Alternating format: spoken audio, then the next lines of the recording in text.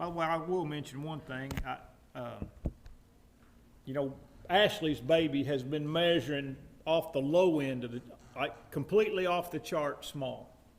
And she got a really, really good report this week. They think that we call her baby no name because she don't have a name yet. 3 weeks from being born, don't have a name.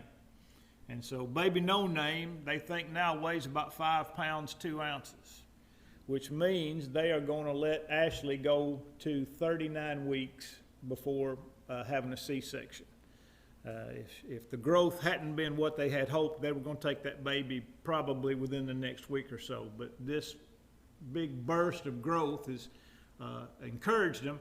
But the baby is breech, and they're not going to try to turn the baby. They're just going to go ahead and make plans to do a C-section. So probably in about 3 weeks, I think she'll get to about 39, and 3.5 weeks, she should be at 39 weeks. And we don't have a specific date, but the news has been really good on their account this week, and of course, Rhonda and I are really thankful for that. All right, verse 19, Romans chapter 3.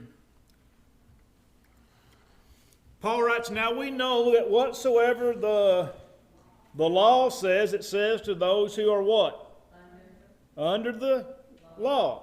That every mouth may be stopped, and all the world may become guilty before God." Now, this is another one of those verses that I've talked about from the outset that you might think that Paul is talking about the law of Moses, but he's not. And there's a key phrase in that verse that tells us that Paul's not. It's not that he's not talking to the Jews. It's just that he's not talking exclusively to the Jews. And that phrase, by the way, what is the phrase? What's the phrase that tips us off that he's not speaking specifically to Jews? All the world. Thank you, Linda. All the world. Because all the world is guilty before God, but not all the world. All the world is not guilty before God on account of the law of Moses. And so when Paul says that all the world may be guilty, or another rendering there is accountable to God, tells us that Paul has the entirety of humanity in the scope of his thinking. And thus, all men live under some law. Man has never, ever lived apart from law to God. Ever. And by the way, not even now. All right? But, the first thing that Adam was given was a law. He was given rules to live by, and he passed those on to his wife, and also their children lived under law because they brought offerings, and Cain was condemned because his offering was insufficient. Well, what made it insufficient? It wasn't according to the law that God had set down to them. So man has always lived under a law to God. And thus, when man violates whatever law he's under, he's guilty. Whether it's the law of Moses, or whether it's the law of the heart that we talked about in Romans chapter 2, the law of the conscience. And we were talking about Romans 5 in our studies today in town, and I made this statement, and I think it's true, that it doesn't matter what law man lives under, he's going to break that law. Even if he writes his own law, right? Even if I could sit down and write my own law system, my own system of morality or whatever, at some point I'm going to be found in violation even of the law that I wrote for myself. And thus, when I become guilty of that law, I'm guilty. And there is no way, and by the way, when I'm guilty of violating that law, I'm also guilty of sinning against God. And so, and by the way, I'm not talking about today. I'm just talking about in the times that men lived under what we call the law of the heart, without a formal written law, because there are a number of ancient artifacts that indicate that God was dealing directly with the Gentiles in patriarchy. For example, you can read of a Hammurabi's Code. Hammurabi's Code. bears marks of divinity. And so we know that God dealt with the Gentiles in a way separate from the law of Moses. And when they violated whatever law God gave them, and by the way, we might be foolish to think that, and I think it might be foolish to believe that all Gentiles lived under the exact same law. In other words, it was a patriarchal law given by God to individual families or peoples, and it could be different from one group of people to another. Yeah, John? Okay, so everybody up to the point of the flood was accountable. If not, God would be just. That's right. Everybody's been accountable. Yeah. And everybody, I mean, think about it. Didn't matter what the law was. And the statement is that the thought and intent of man's heart was to only do evil continually. Well, that has to be a violation of the law of God that they were under. It was evil. And so they all did that. And so Paul here is not speaking specifically of the Jews. He's speaking of all men under whatever law system they lived under. That's why I said that, because we know that God's just. It doesn't matter that we don't know what law is, because we know that He would have done that. Right. From the examples He's already given us that we know of. Yeah. Forgot the animal sacrifices could have been different. Could have been different frequency. Could have been. I mean, there's any number. Yeah. Yeah. There's any number of variables that could be present, but all men have failed under whatever law it is that they have lived. All right. Now, question 10. Therefore, by the what? Finish the phrase.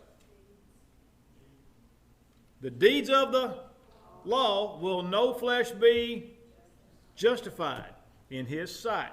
For by the what? Law is the what? Fill it. Finish it. Then the what? Knowledge of sin. You don't have to wait for me to say each blank. Finish it out. Knowledge of sin. All right? Now, Paul uses the phrase in his writings, works of the law, 8 times in his epistles, including 3 times in one verse, in Galatians 2 and verse 16. In every single case, Paul uses this phrase negatively. Works of the law appears in a negative sense or a negative connotation. Now, this is a Douglas Moo in his commentary on, I can never remember the name of that his Roman, it's not necessarily a commentary as much as it is an overview, but I highly recommend it. But Moo says that many commentators, particularly those of the Reformation period, that's the early 1500s through the 1600s, incorrectly concluded that any idea of human works in any way contributed to man's relationship to God or salvation should be rejected as heretical. In other words, the doctrine of faith only arose out of the Reformation movement. All right? Martin Luther is generally regarded as the father of the Reformation movement. All right? He was a Catholic priest, if I'm not mistaken. He saw the abuses of Roman Catholicism. Among them, the sale of indulgences. Does everybody, you know what the sale of indulgences is? Yea or nay? All right? The sale of indulgences was the Roman Catholic Church authorized its priesthood to go throughout all the land and collect money as a prepayment for sin. That's a good deal. Yeah. So, and this is, and I remember listening to a tape I've got of G.K. Wallace, and here's how he described it. He said, if you wanted to go out and tear up the town on Saturday night, said all you had to do was pay whatever penance the priest exacted on you, and you could pay that as a prepayment for the sins that you intended to commit on Saturday night. Now look, some of y'all are chuckling, but St. Peter's Basilica was built on the sale of indulgences, and it's one of the most massive cathedrals on the planet. it's longer. Listen, I've been to that place twice, all right? When they built it, they intentionally built it to be longer than the Roman Colosseum. The Roman Colosseum was, I forgot, like 300 or 400 feet, what's called at the focal point, because it's not perfectly round. But at its longest area, it was like 300 or some meters, all right? St. Peter's Basilica is as long at its focal point as the Roman Colosseum. It's unbelievable.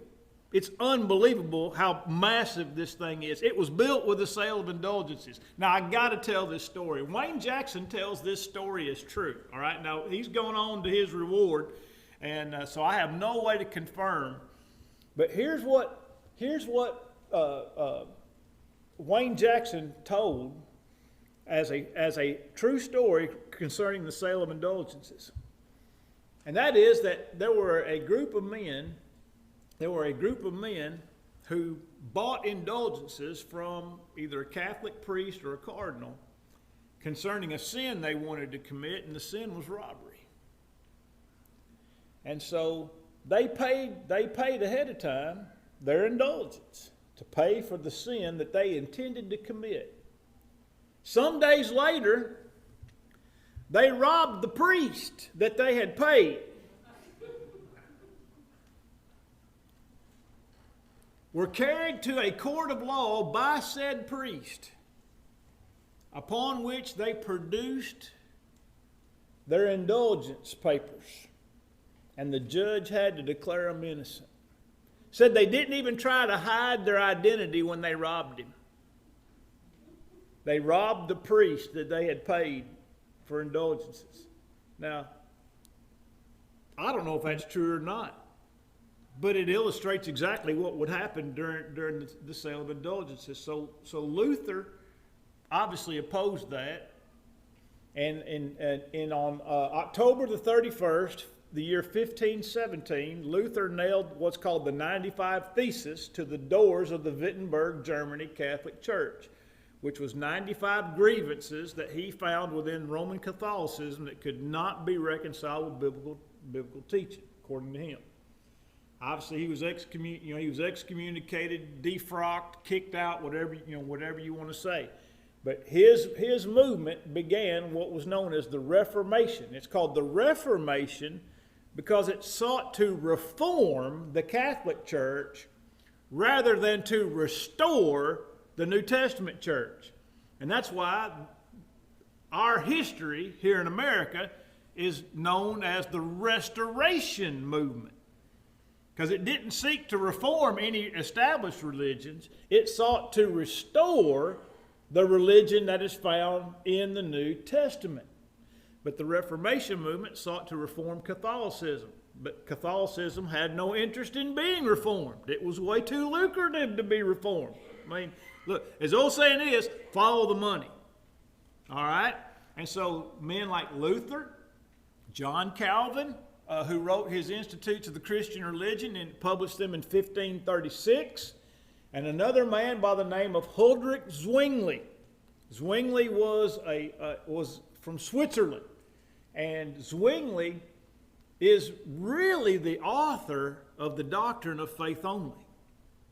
He's the author of the doctrine of faith only, far more than Martin Luther was, or John Calvin. Calvin went in a completely different direction from Zwingli and Luther. All right? Now, I say all that to say this. Almost all of our religious friends and neighbors believe in the doctrine of faith only. Almost all of them. Look, every one of your Baptist friends believes in salvation by faith only. Every one of them. All right? All of your Methodist friends believe in the doctrine of salvation by faith only. It's in the Methodist Book of Discipline under the section on salvation, article number 9. That salvation, I'm quoting it now, that salvation is by faith only is a most wholesome doctrine and very full of comfort. That's the Methodist Book of Discipline, word for word. 1932 edition, 1976 edition, 1984 edition. That's the 3 editions that I own. thanks to Faye McKay. And Walter had one from his childhood, I guess, and every time they'd go find an old book somewhere at an antique store, they'd buy it for me. An old religious book, and particularly song books. I got a bunch of old song books, but I have 3 copies of the Methodist Book of Discipline, and they all say that salvation is by faith only. Now, Zwingli's the father of that. What you need to understand is, for 1,500 years, nobody believed in salvation by faith only. And anybody that dared teach salvation by faith only was a heretic. And now, all of our religious friends and neighbors think we're heretics for teaching what was taught for 1,500 years without exception, without question. It was the consensus of all members of Christendom, and I'm using that term broadly to take in Catholicism, Orthodox, the Eastern Orthodox, all those groups. They all believed that baptism was necessary for the remission of sins. All of them. Now, their doctrines about what constituted baptism ended up getting off. But the connection between baptism and the remission of sins was taught without argument for 1,500 years. All right? So what people believe today is 1,500 years too new to be true. Too new. Now, Zwingli said this, and I got this in print. I've got this in several statements.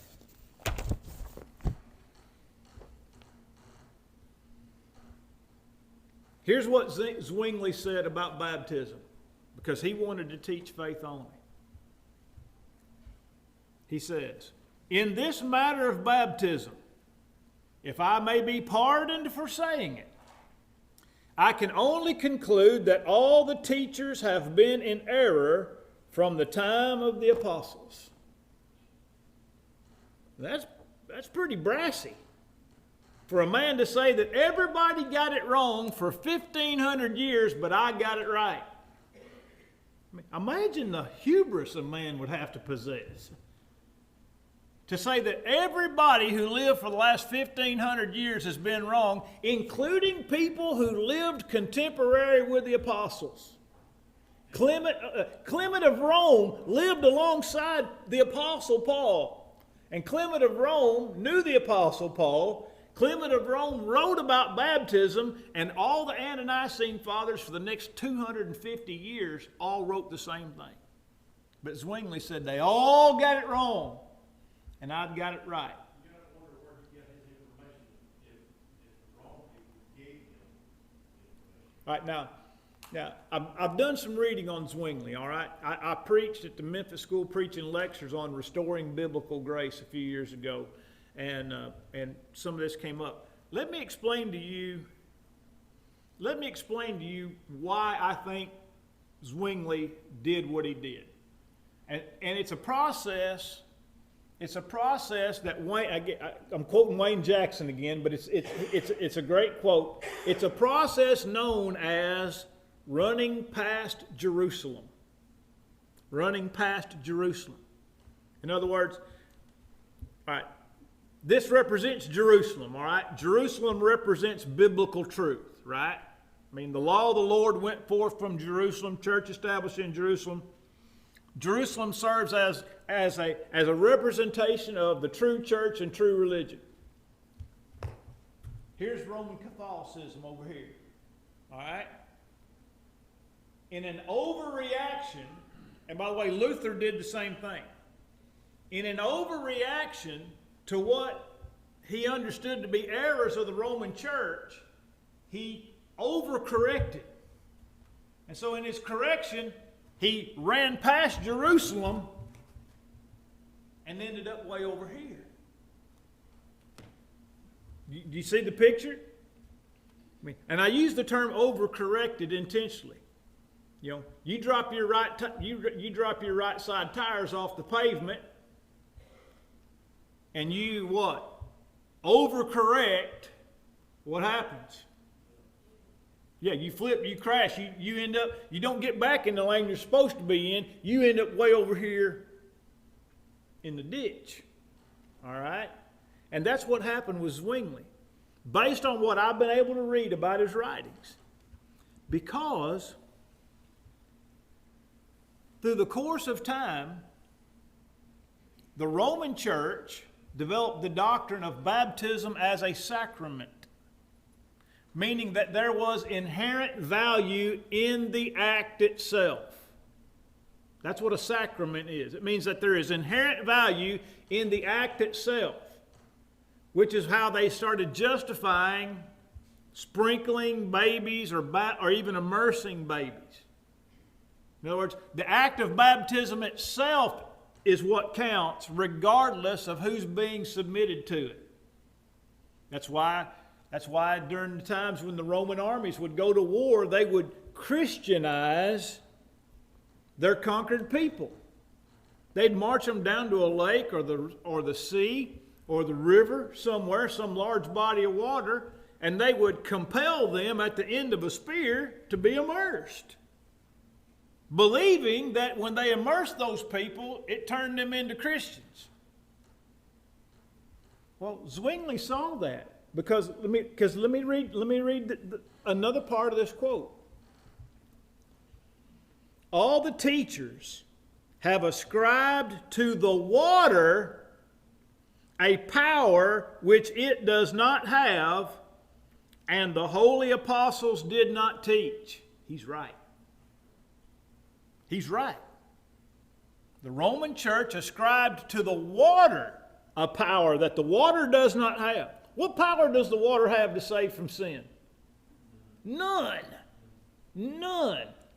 What power did the apostles ascribe to the water? None. And so Zwingli understood that the Roman doctrine of baptism was teaching a thing about the water that the Bible did not teach and that the apostles did not teach. So he was right in that. But what happened? He overcorrected. He overcorrected. And he equated the teaching of baptism in his day as being the teaching of baptism in the apostles' day, or in the days immediately after the apostles. See, he made a mistake in his application of his understanding. He saw baptism the way the Catholic Church was using it, and from that point forward, just like most people today, would never be able to see it a different way. That's right. That's the same problem. Yeah. His problem was he just completely rejected baptism altogether because he wasn't able or willing to change his understanding about baptism to conform what the Bible says. So he just left it behind. He left it behind altogether. You see, and so I tell you these things because we've been talking about evangelism on Sunday mornings, last 3 Sundays, and we're going to keep talking about evangelism, personal evangelism. These are things you need to know. Because these are things that nobody in your circle of friends have. They have no idea that what they're teaching was conjured up by a man in Zurich, Switzerland in the 1500s. Zwingli died in 1531. All right, so that just tells you. Luther, 95 Thesis, 1517. Zwingli, working diligently, died 1531. Calvin published his Institutes of the Christian Religion in 1536. You're talking about a period of 19 years. 19 years where this doctrine of the Reformation and faith only came. People don't know this. And they need to know it. And we need to know it. We need to know these things. Say, look, do you realize that what you're trying to tell me was considered heresy for 1,500 years after the Bible was written? Nobody believed what you're trying to tell me for 1,500 years, and I can prove it. Nevertheless, it doesn't matter even if I can prove that.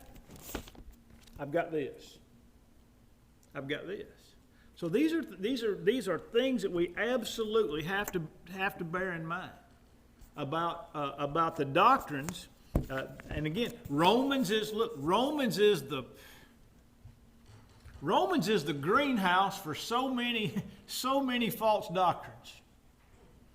And I don't mean that Romans is the greenhouse. I mean that it's the book that so many people go to teach errors about faith and works and baptism and predestination. I mean, people just they go to Romans and they just make it say a lot of things that it can never say, because it can't contradict other passages of Scripture. All right? Now, I tell you what, I'm going to pick up in number 11 because there's a lot to be said about but now. That phrase, but now. So, all right, next week, you're going to finish 1 Corinthians in the workbook. No, wait a minute. What's Sunday? 26th? Forget I said anything. We'll be back here next week. There'll be 2 weeks that I'll be gone. So, what day will that be? What's today? 22nd? So that'd be 3-1.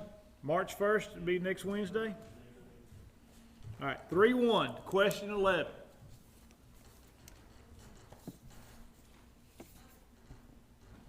I can't keep my days straight. I'm like a colicky baby.